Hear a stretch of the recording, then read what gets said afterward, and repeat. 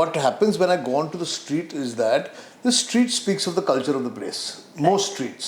The best way to discover the culture of any new city is on the streets of that city. I like all the spare parts, which is the kidney, liver, intestines, testicles. And they say that the death rate of any restaurant in Mumbai or in India is about 90%. If I'm going to show you food, why should I show you bad food? Yeah. I'm not out to abuse people and to say that ye khana kharab hai and all that. No, I honestly still say I'm not a reviewer. I don't review food.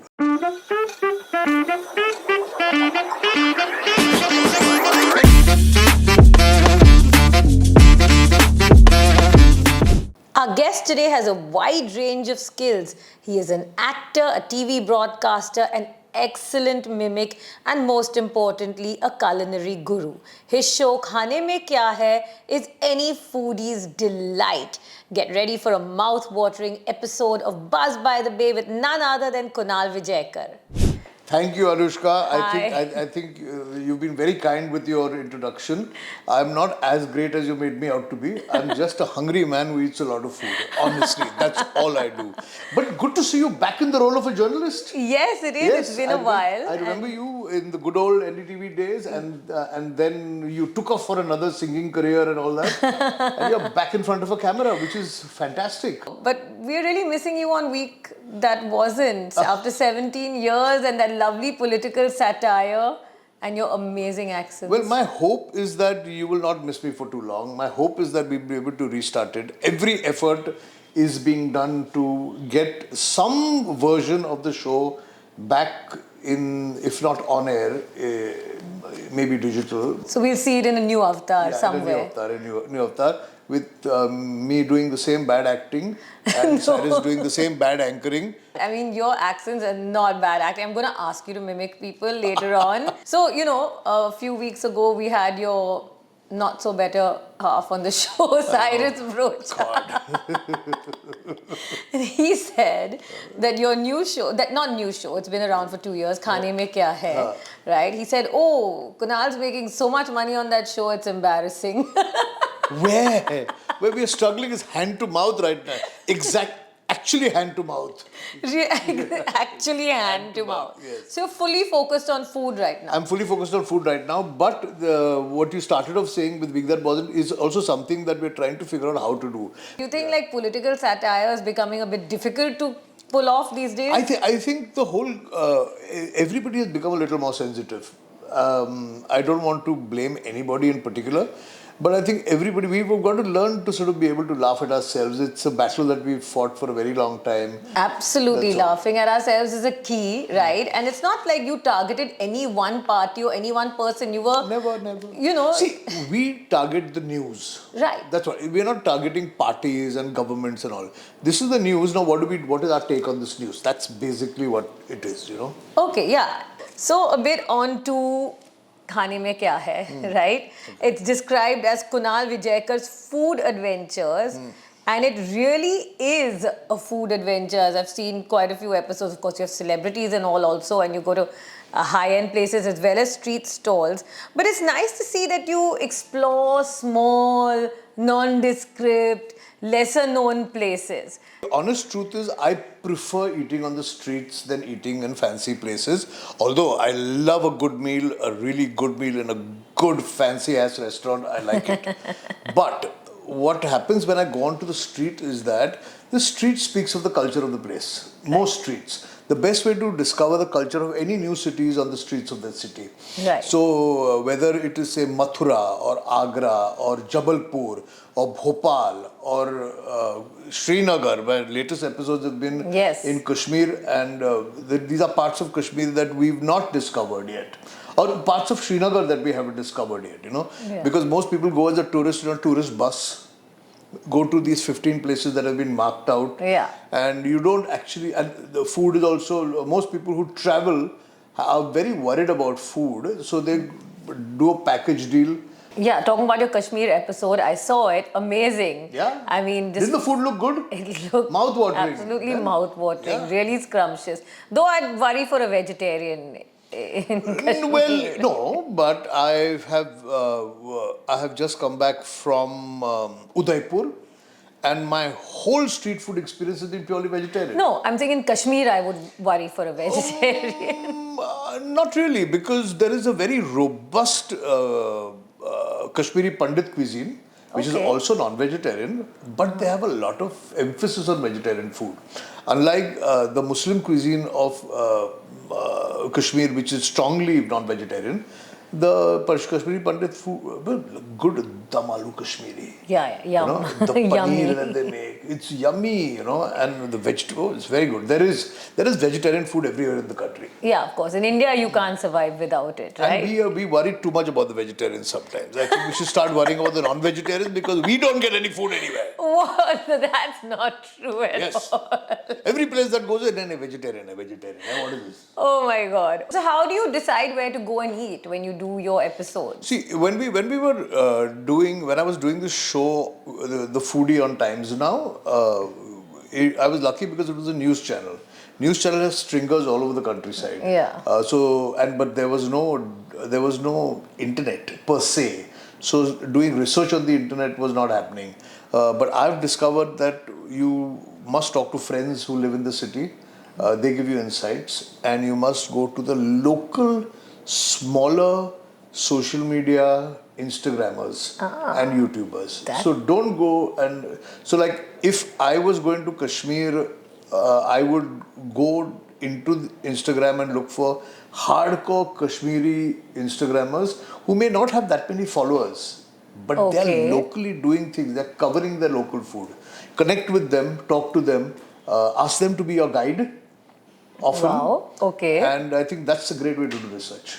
That's actually a great tip, go to these local Instagrammers and all. Yeah. Wow. Yeah. Doesn't mean you don't come to my channel, but yeah. Yeah, exactly. You said don't go to the mainstream big guys. Don't say that. Yeah, but I'm known to cut my own feet off, so it's all right. I prefer eating on streets when I'm traveling. But I'll give you a very simple example. I went to Lucknow about 3 months ago on a purely eating trip. No shooting, nothing, just to eat, okay? And I stayed at the Taj in Lucknow. And the general manager, really sweet man, and we sat with him and tried to work out a schedule where I should go and eat and all that. And he said, you eat in the hotel, no? I said, no, I don't want to eat in a 5-star hotel. I want to eat in the streets. He says, look, trust me, eat in my hotel.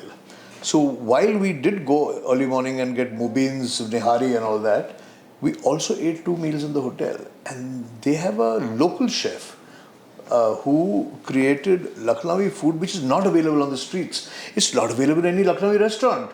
But it's traditional Lucknowi food which comes out of homes. Yeah. And so fancy restaurants can also, who are focused, if they're focusing on regional cuisine, are also very good. Wow, I have to go to Lucknow now. You have to go to Lucknow. Eat in Lucknow and stay at the Taj. Absolutely. I'm not plugging. But do you think in India, luxury, high-end restaurants are short-lived? Or is it changing now? I mean, how many Indian chefs have like Michelin stars? Michelin star haven't come down to India at all yet. And I don't know, there's sometime they will. But I was talking to some extremely big restaurants in Mumbai, and they say that the death rate of any restaurant in Mumbai or in India is about 90%. Oh God. So hardly 10 to maybe 20% of restaurants survive. So it's not only high-end restaurants shutting down, most restaurants shut down. But people who last the long stretch, I don't know what the secret is. I don't know why certain restaurants do well and why certain restaurants don't do well. But I'm expecting that the food has a lot to do with it.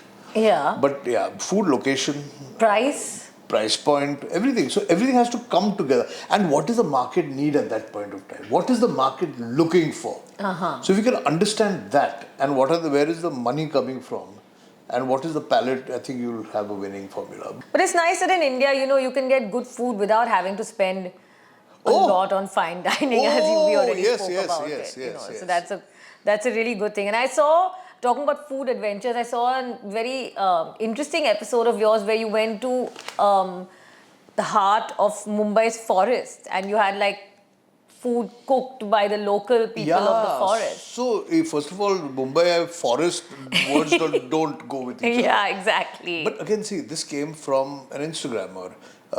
She's been doing these tours. There is the Wali community in Mumbai, which is indigenous to the RML colony area and the Borivali National Park and RML colony, which is acres and acres of wild forest in the middle of the road, which may get destroyed sooner or later. But and so they're trying to retain the culture and sustain everything over there.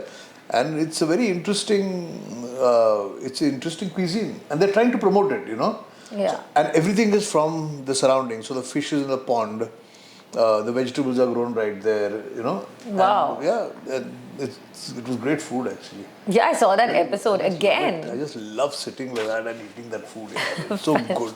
Fantastic. You really find these out of the box kind of places and experiences. Which makes good content also, and it makes life a little more interesting. No? Yeah. So do some of them approach you, or do you find most of them? Do you solely decide, or? Both. It's a bit of this and a bit of that. You know, a lot of people write to us, and I welcome all kind of suggestions. It may not be the owner of the restaurant, but be somebody who's eaten there will say, you know, you try this. I ate there. The food is really good. Okay. Or why don't you come to say Thana?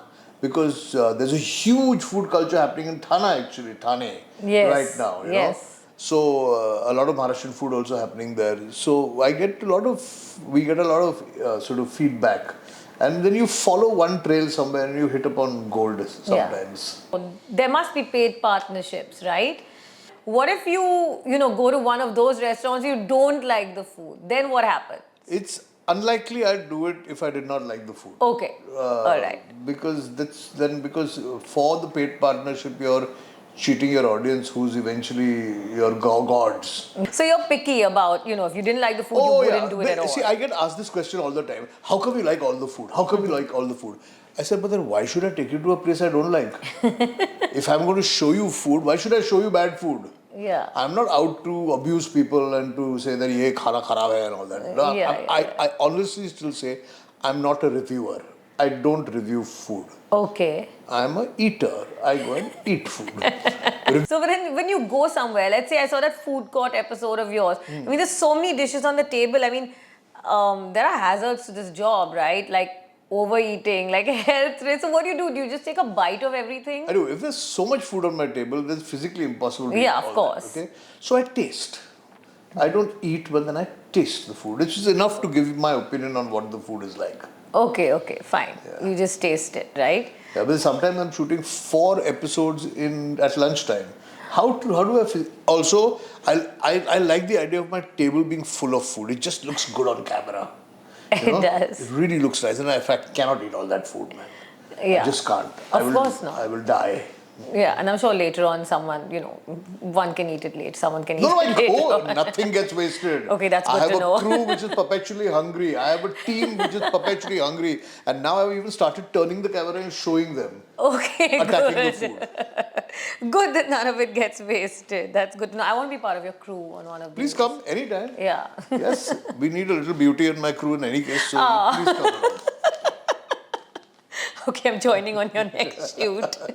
So you are Maharashtrian, right? I'm Maharashtra. Well, I'm Pathare Prabhu, which is the community that I come from. Okay. It's a Mumbai community. Okay. We don't have any gaon, wow, nothing. We came here in the 13th century, which is before the Portuguese and the British came to. Wow. Or the Parsis, for that matter, came to Mumbai. You must watch an episode that I did on Pathare Prabhu food just now. Okay. We cook with 4 distinguished ladies from the community. Ghar ka khana, and our food is, I think, very close to. We have bits and pieces of Koli cuisine, at least in terms of the cooking style. We have our own spice masala, like the East Indians have their bottle masala. We have our Pathare Prabhu sambar, which goes into most things. It's a very simple cuisine. There's not too much of it. If you go to most coastal cuisines, it's full of coconut. We are not full of coconut. Okay. We use coconut milk only in the curries. Okay, how interesting. There's just too much diversity in India, right? There is. Every 50 kilometers, the curry changes. Every 50 kilometers. Yeah, somebody is a red curry, so it's brown, some yellow, it's green. Somebody uses vinegar in their food. Somebody uses kokum as a souring agent. Some people use chinsa or tamarind. People use raw mango. So it changes as you go. Wow. So do you cook? I do, but now it's too much of an effort. I cook if there's incentive, if there's a bunch of guests coming over. Otherwise, the daily cooking is not for me. So are you a good cook? I'm not a bad cook. How can I say good about myself only? You can. Somebody else has to eat my food and say good cook. What's the most exotic thing you've eaten in your life? Exotic. Does exotic mean that it should also be creepy crawlies? I don't know. Yeah, it could be. Yeah. But no, I'll tell you what exotic food that I like. I like snails a lot, escargot, done French style. I like all the spare parts, which is the kidney, liver, intestines, testicles. All right. Bull's testicles, very nice. Bheja, I love. Okay, fine. Bheja, I know that a lot of people, I've never tried it, but I know a lot of people like it. It's buttery and really tasty, and it's available in Colaba only. Olympia Bheja khao. Very nice Bheja in Olympia. So, now coming on to your mimicry, I think that's like such a great talent. No, I don't dare mimic. It's, How do you, of course, Lata Mangeshkar and all these, the Queen. I think I had a really good makeup artist, okay? Okay. They're very good, and I have a face that is God-given malleable. So it's got nothing to do with me or my talents. It's just, I'm just there, okay? And if you actually very closely watch my performances, you'll see that I'm doing the same thing in every performance. Really? I'm so bad with accents. I really am. There are only 2 or 3 accents that I do really well, which is one is the Bengali accent, the other one is a Maharashtrian accent, which I'm very good at because I'm Maharashtrian. I really am not a good mimic. I'm not. No, but you still have to mimic some people for us. Okay, Bengali accent. You said that's one of your best. About talking about like Hilsha or something. Yeah. Is this porter? Are you drinking porter in that mug? Or is it choy? Please tell me what you are giving me. I'm also hungry right now. Yeah. And he is a very good girl. He is a very good girl. They don't have gender, no? They are right. And they mix it up all the time. Okay, that's funny. Fine. So, coming to some of your episodes with celebrity guests, I love the one with Sudha Murthy, and of course with Rahul Gandhi. I know you've done with a lot of Bollywood stars as well. Yeah. Rahul was wonderful. He was. The Rahul Gandhi episode, you should watch the episode, You'll see that it was easy to do. Very down to earth he seemed. I need to quickly get somebody from the other side, from the ruling party, before I get into complete trouble, and before everybody starts saying that I'm on that side, left, you get whatever branded. it's called, left loonies or whatever. What they call your left loony. Where I have to make it very clear, everybody is welcome. I just want people who will come on the show, eat some food and enjoy themselves. Okay, fine. But you should. I mean, who would you like to, food-wise, who would be interesting from the other side? I desperately am trying to get Nitin Gadkari to come on my show. I think he'll be fabulous. Yeah. And he'll be great because he's a immense personality, great to talk to, and a genuine love for food. So I'd love to get him. Mr. Gadkari, please. Yeah, amcha shower. Great. So now, what plans for 2024? I want to create a platform with this Khane Mein Kya Hain, which is the one and final platform for anything that's got to do with food. So whether you want it, whether it becomes your guide or whether it becomes a place that you come just to salivate. What about, can you give us tips for success for an upcoming food blogger? Or food aficionados such as yourself? Oh look, I am nobody to give advice. Okay, we are also literally in learn and discover mode. It's for me. I'm from another generation. I don't even understand this medium. If I did not have a really young team, I wouldn't even be doing this. I am no good at giving advice on this. But I can give you advice if you want to become a food writer. Yes, okay, a food writer then. And I keep saying this, that food writing is first of all about writing. So get your language right, get your craft, get your craft in place, and then look for good content. Okay. That interesting content. That's what the advice would be.